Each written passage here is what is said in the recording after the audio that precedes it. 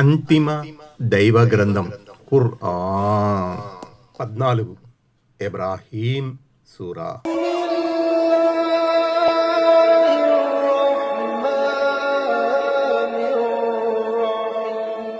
అనంత కరుణామయుడు అపార కృపాసుడైన అల్లాహ్ పేరుతో.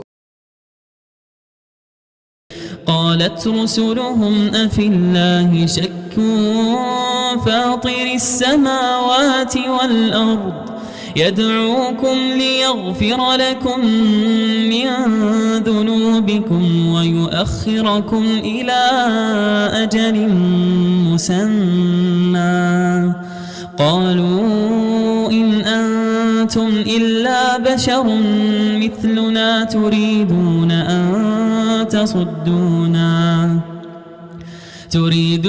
أن تصدونا عما كان يعبد آباؤنا فأتونا بسلطان مبين.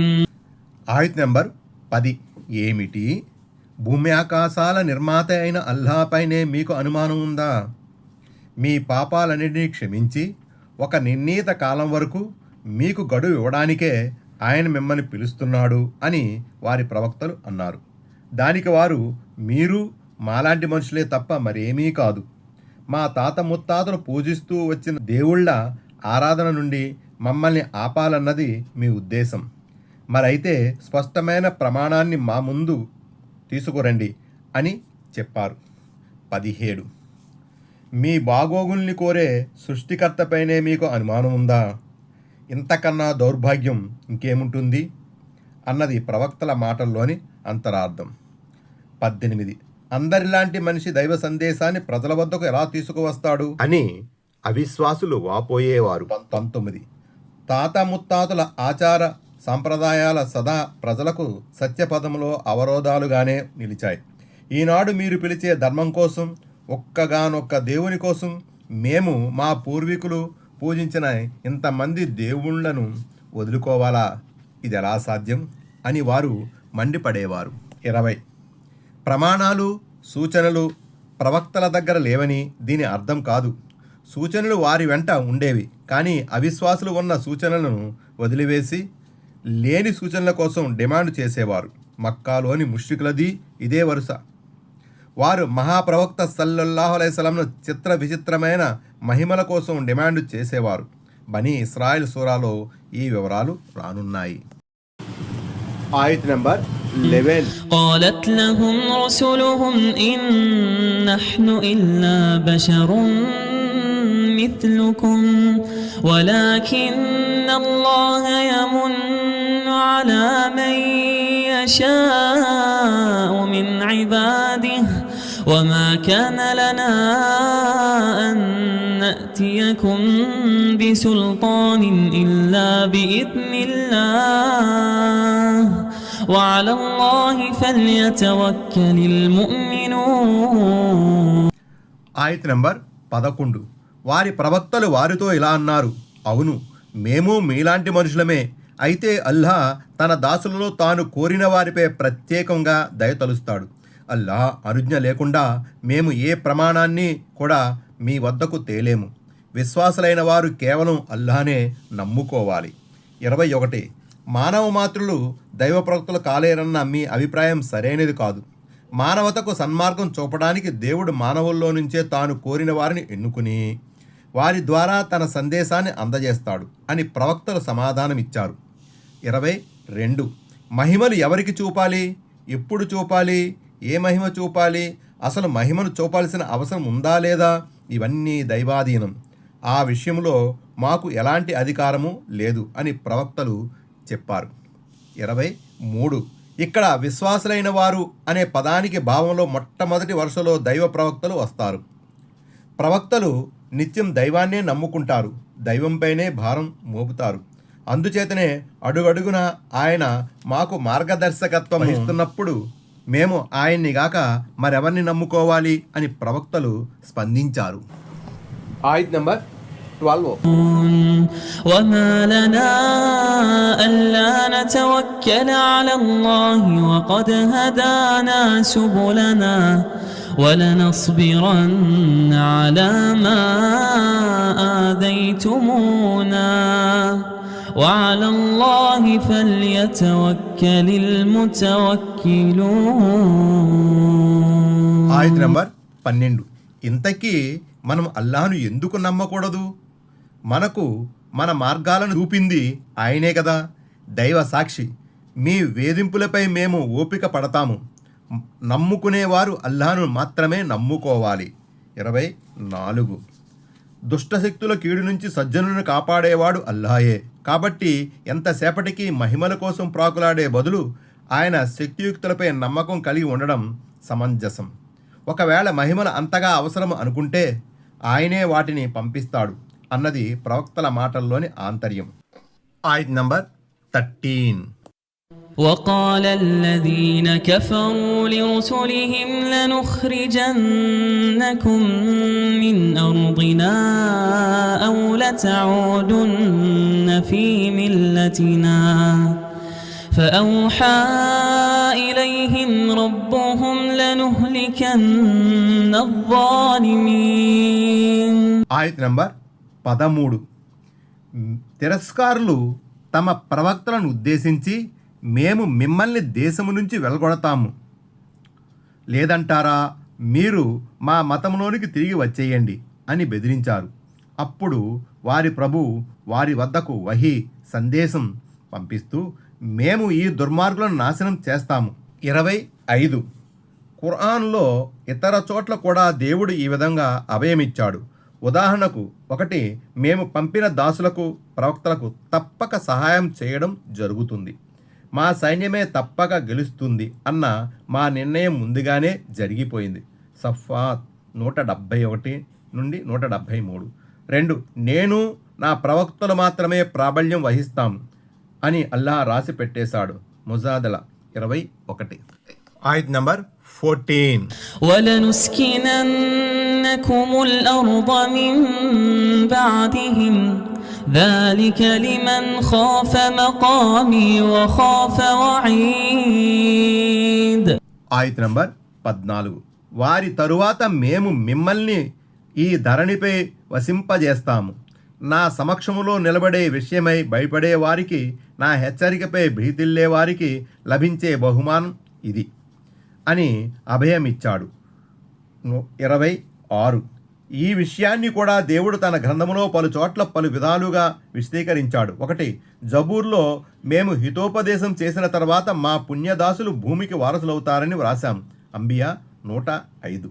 2, అల్ అరాఫ్ సూరాలో 128, 137 ఆయతులను కూడా చూడండి. ఈ వాగ్దానం మేరకు దేవుడు తన అంతిమ దైవ ప్రవక్త ముహమ్మద్ సల్లల్లాహు అలైహి వసల్లంకు సహాయం అందించాడు. ఆయన సల్లల్లాహు అలైహి వసల్లం ఇష్టం లేకపోయినప్పటికీ గత్యంతరం లేని పరిస్థితిలో మక్కా నుంచి మదీనాకు వలసపోవలసి వచ్చింది. కానీ ఆ తరువాత కొన్నేళ్లలోనే ఆయన సల్లల్లాహు అలైహి వసల్లం విజేతగా మక్కాకు తిరిగి వచ్చారు. ఒకప్పుడు మక్కాలో ఆయన్ని సల్లల్లాహు అలైహి వసల్లం నానా హింసలు పెట్టిన దుర్మార్గులు ఆ రోజు ఆయన సల్లల్లాహు అలైహి వసల్లం ఎదురు తలలు వంచుకొని నిస్సహాయులై నిలబడ్డారు. కానీ ఆయన సల్లల్లాహు అలైహి వసల్లం మాత్రం పగ తీర్చుకోలేదు. ఈరోజు మీపై ఎలాంటి ఫిర్యాదు లేదు అంటూ అందరినీ వదిలేశాడు. 27. ఈ విషయమే మరో చోట ఇలా చెప్పబడింది. 1, తన ప్రభు ఎదుట నిలబడవలసి ఉంటుందని భయపడుతూ తన మనోవాంఛలను అదుపులో పెట్టుకున్న వ్యక్తికి స్వర్గ నివాసం లభిస్తుంది. నాజియాత్ 40-41. 2, రహ్మాన్ సూరాలో ఇలా ఉంది. తన ప్రభు ఎదుట నిలబడవలసి ఉందని భయపడుతూ ఉండే వ్యక్తి కోసం 2 స్వర్గ తోటలున్నాయి. 46. ఆయత్ నంబర్ 15. واستفتحوا وخاب كل جبار عنيد. ఆయత్ నంబర్ 15. వారు తీర్పును కోరారు, అప్పుడు పొగరబోతూ సత్య విరోధి అయిన ప్రతి ఒక్కడూ పరాభవం పాలయ్యారు. 28. దేవుని తీర్పు కోసం అర్థించిన వారు దుర్మార్గులైన ముష్రికులు కూడా కావచ్చు. ఉదాహరణకు అన్ఫాల్ సూరాలో అవిశ్వాసులు ఈ విధంగా ప్రార్థించారు, అల్లాహ్, ఈ సత్యం ఖురాన్ నీ దగ్గర నుంచే వచ్చినదైతే నువ్వు మాపై ఆకాశం నుంచి రాళ్ల వర్షమైనా కురిపించు, లేదా మాపై ఏదైనా బాధాకరమైన శిక్షణైనా అవతరింపజేయి. 32. బదర్ యుద్ధ సందర్భంగా కూడా ముష్రికులు ఈ విధంగానే కోరుకున్నారు. అన్ఫాల్ సూరాలో 19వ వచనంలో అల్లా దాన్ని ప్రస్తావించాడు. ఒకవేళ ఈ విధంగా తీర్పును కోరిన వారు దైవ ప్రవక్తలు అనుకుంటే దేవుడు వారి మొరను ఆలకించి వారికి తోడ్పాటును అందించాడు, దుష్టులను శిక్షించాడు అని భావం వస్తుంది. ఆయత్ నంబర్ 16. من ورائه جهنم من ورائه جهنم ويسقى من ماء صديد. ఆయత్ నంబర్ 16. అతడి చావు వెనుకే నరకం ఉన్నది, అక్కడ అతడికి త్రాగడానికి చీము నెత్తురుతో కూడుకున్న నీరు ఇవ్వబడుతుంది. 29. అది నరకవాసుల శరీరాల నుంచి ప్రవహించిన చీము నెత్తురు సదీద్ అయి ఉంటుంది. వారికి దాహం అయినప్పుడు తాగడానికి అది ఇవ్వబడుతుంది. కొన్ని హదీసుల్లో అది నరకవాసుల శరీరాల నుండి పిండబడిన పసరు ఉసారత్ అహ్లిన్నారిగా అభివర్ణించబడింది. ముస్నిదే అహ్మద్ సంపుటి 5 పేజీ 171. మరికొన్ని హదీసుల ప్రకారం ఈ నీరు సదీద్ ఎంత వేడిగా ఉంటుందంటే నరకవాసి దాన్ని తాగడానికి నోటి దగ్గరకు తీసుకోగానే అతని ముఖం పైన చర్మం ఊడి క్రింద పడిపోతుంది. ఆ నీరు ఒక్క గుక్కెడు తాగగానే కడుపులో ప్రేగులు మల విసర్జన ద్వారం నుండి బయటికి వచ్చేస్తాయి. అల్లా మనల్ని రక్షించుగాక. ఆమీన్. ఆయత్ నంబర్ 17. يتجرعه ولا يكاد يسيغه ويأتيه الموت من كل مكان وما هو بميت ومن ورائه عذاب غليظ. ఆయత్ నంబర్ 17. అతడు అతి కష్టం మీద ఒక్కొక్క గుక్కెడు తాగుతాడు, కానీ గొంతులోకి దించలేకపోతాడు. అన్ని చోట్ల నుంచి మృత్యు వచ్చి కబళించబోతున్నట్లు అతనికి అనిపిస్తుంది, కానీ అతను చావడు. మరి అతడి వెనుక కూడా మరో దుర్బలమైన శిక్ష ఉంటుంది. 30. ఈ యాతనను భరించలేక అతను మరణాన్ని కోరుకుంటాడు, కానీ ఇక అతనికి మరణం అనేదే ఉండదు. శాశ్వతమైన నరకయాతను అనుభవిస్తూ ఉండటమే అతని పని. ఆయత్ నంబర్ 18.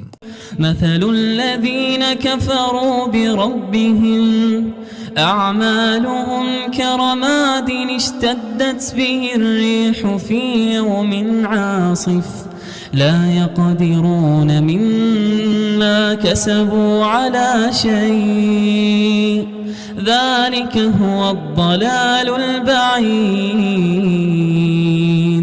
ఆయత్ నంబర్ 18. తమ పరిపోషకుని పట్ల తిరస్కార వైఖరిని అవలంబించిన వారి ఉపమానం వారి కర్మలు తుఫాను రోజున వీచే పెనుగాలి వాతన పడిన బూడిద లాంటిది. తాము చేసుకున్న కర్మలలో దేనిపైన వారికి అధికారం ఉండదు. బహు దూరపు మార్గభ్రష్టత అంటే ఇదే. 31. ప్రళయ దినాన దైవ తిరస్కారుల కర్మలకు పట్టే గతి కూడా అలాంటిదే.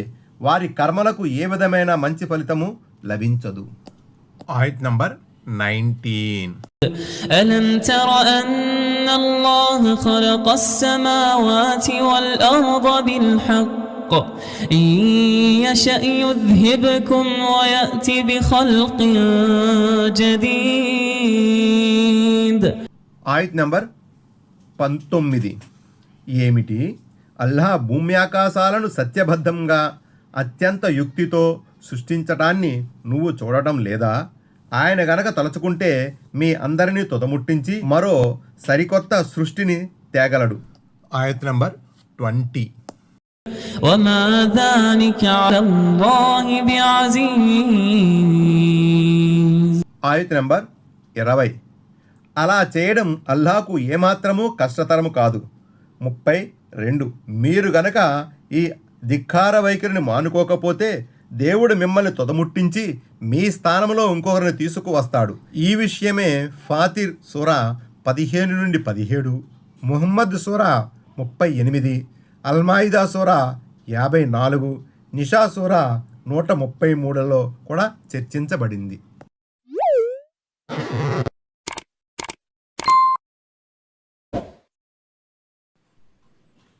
Please subscribe, touch bell.